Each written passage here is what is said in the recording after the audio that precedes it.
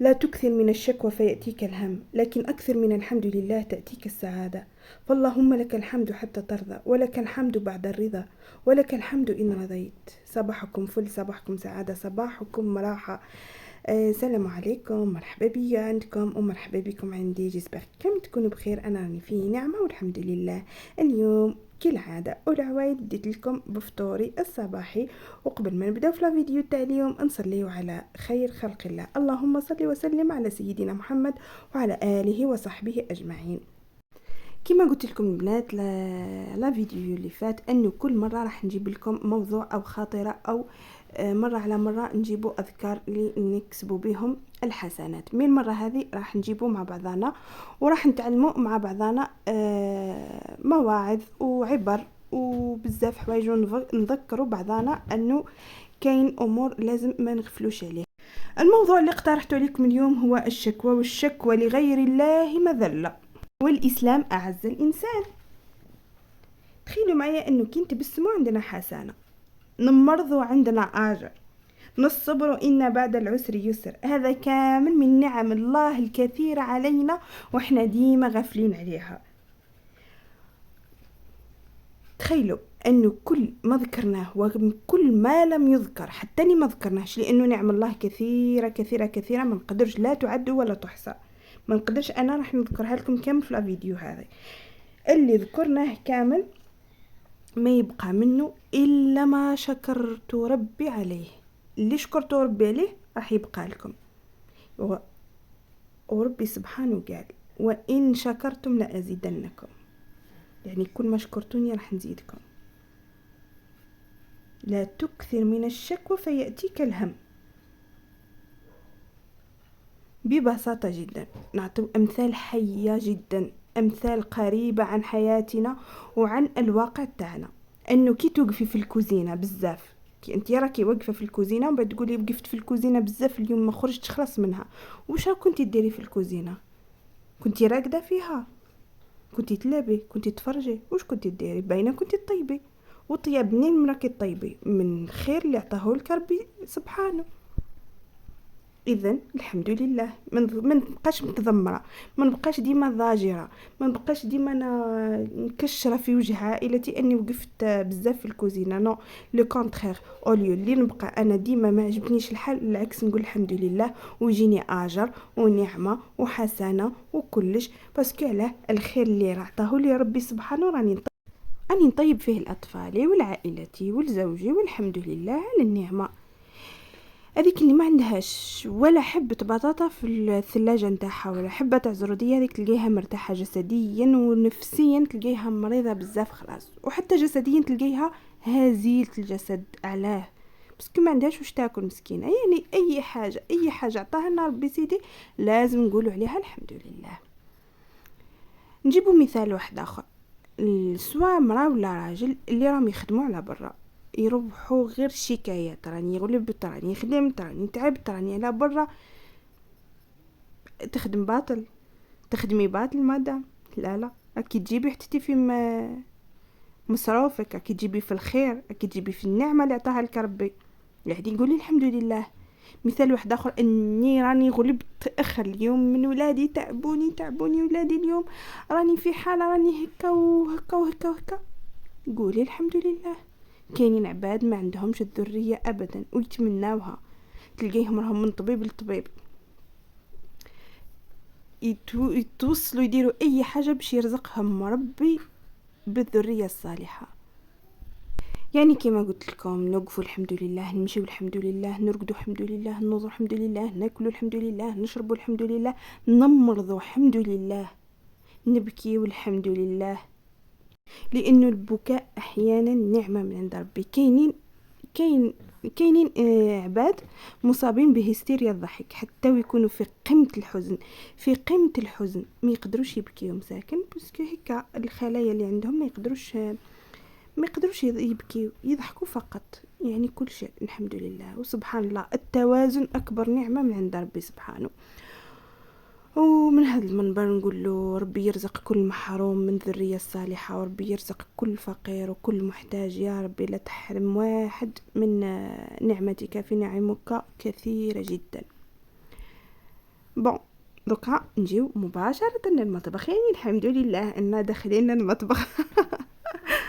دوكا نبداو في الغدا نتاعنا. كيما شفتوني حكمت الباذنجان، قسمته على زوج وحكمته شلح ملح، شلح ملح كيما قلت لكم هذيك، شلح ملح ودرت عليه شويه زيت وحطيته في داخل الفرن يطيب. وحكمت الخضر، يعني طبق اقتصادي وصحي ممتع. الخضر اللي عندك سواء فلفل، فلفل حلو، فلفل حار، زروديه، جريوات، بطاطا. انا البطاطا هنا ما درت نو درت يعني اي حاجه عندك ديري بطاطا، ديري درت شوي بولي اشي، ودرت لا كريم فريش وفرomاج، ودرت فارسيت لداخل هذاك الباذنجان. حكمت البطاطا كيما راكم تشوفوا، قصيتها دي روندال هي والباذنجان، قصيتهم دي روندال، قليتهم. الباذنجان ما قليتوش برك، شو بوحدو برك منه ومنه فقط، ما بغيتش نقليه كيما قلت لكم. الباذنجان يدي بزاف الزيت، وانا بغيت ندير طبق شويه صحي، مش صحي باسكو ديجا رانا فيه البطاطا المقليه، كنت قادره نستغنى عليها، مي باش نزود الكميه وباش ياكلوا الاطفال درت البطاطا. يعني اذا بغيتيش ديريها ما ديريهاش. اللي عندها مثلا جاي رمضان ان شاء الله ربي يجيبوا بالخير والهنا، ما كان نديروا البطاطا، نديروا فقط هذاك الباذنجان فقط. وهاد لاصوص اللي درتها معكم بقات لي شويه من لافارس. انا واش درت عليها هذيك لا كريم فريش اللي ما نستغناش عليها، بزاف بنينه وبزاف تمدلك، ما فيهاش لوغو بتاتا هذاك القاصح. الا درت لا كريم فريش ودرت شويه فرomاج، درت بيضه باش تخلي الكراتان تاعنا يتماسك، والتوابل واش بغيتي انتي. انا درت شويه فقط تاع راس الحانوت وشويه معدنوس، وحطيت راح نشارك معكم واحد لاستيوس تاع لو بور ديسكارغو، بزاف بنينه سورتو في لي صوص والاخر. نحط فوق لو غراتان تاعي ونحطهم غير يتغراتينا برك شويه من فوق. وهذا هو الطبق نتاعي تاع نهار اليوم. شوفوا نهار اليوم هو كان يوم الجمعه، نض شويه بكري، بكرت صراحه. انا كي بكر الزوج نبكر معاه نهار الجمعه ما كانش. ومام طون كي شفت روحي كملت غدايا قلت خليني ندير ننقض حاجه من داري، رحت مباشره للصالون. شوفوا الساعه معايا على لو غراتان تاعي، جا بزاف بنين، بزاف بنين، يشهي الحمد لله. وشهيتكم في الجنه حبيبات القلب. نتمنى تجربوا هذه الوصفه وما تبخلوش عليا بالجام والبارطاج سيل بلي. شوفوا يجيكم هذا لو غراتان، هذا يجيكم شغل مشرب. يعني انا يعجبني هذا النوع من لي غراتان سورتو بلي صوص، ما نحبش هذاك تاع البيض فقط ولا شغل يجيني شغل فريطوملات ما يعجبنيش بزاف. ونجي مباشره للصالون. بسم الله توكلنا على الله. كما قلت لكم انا كي نوض بكري لازم ندير حاجه. شوفوا حال الصالون، حالته راهي حليله. حالته اضرب تقلب، يعني راهو في حاله وحويله. شوفوا كل شيء راهو في الصالون، درتو كي المخبأ السري، اي حاجه ما احتاجتهاش حطيتها في الصالون باسكو ما ندخلولوش، وفي البرد بالذات ما ندخلوش باسكو راه بارد الحال بزاف. ويعني ما ولادهم في الشومبر تاعهم، انا في شومبرتي. يعني معظم الوقت كما قلت لكم المراه ديما في لاكوزين. جيت اليوم قلت ننقضوا ونبدل له شويه الحاله. وكما راكم تشوفوا هذوك الحويجات هذوك اللي راهم مخبيين من لورا. المره الجايه راح نعطيكم المشتريات نتاعي اللي درتهم لرمضان، ولا ماشي غير رمضان، حتى للروتين اليومي، يعني حتى اللي نحتاجهم يوميا شريت. يعني كانوا خاصني شوي حوايج شريتهم. كما قلت لكم راني كنت في مدة عام وانا في سبات. شوفوا غير نتفكر العام اللي فات عليا عام 2023 مالغري هكاك ونقول الحمد لله. غير نتفكروا صراحة يجيني بكا، نحب نبكي ما نكذبش عليكم، شتو نحب نبكي تاع صح، باسكو فات عليا عام ما نتمناش انه يرجع لي، وهكاك ونقول الحمد لله اني تحصلت على قطعة من العسل، يعني قطعة من السكر. المهم وش حنقول لكم، الحمد لله على نعمة الله. يعني ما نحبش نتفكر العام اللي فات عليا، كما قلت لكم عام كامل يعني ما درتش حاجة جديدة في حياتي، عام كامل وانا في سبات في سبات. يعني الحمد لله الحمد لله. هو فقط كما راكم تشوفون جيت للصالون نظفته شويه. انا شوفوا لاسبيراتور باد راهي كي الحسنه، اشريها وخليها في دارك، يعني راهي كي الحسنه ما نكذبش عليكم. وواحد ما يقول لكم ماهيش ضروريه، حتى هي ضروريه. كما انا اليوم ما حبيتش ندير التزرزيق، ما نجمتش يعني، ما عنديش القوه اني ندير نهار التزرزيق، ما نقدرش ومستحيل ندير.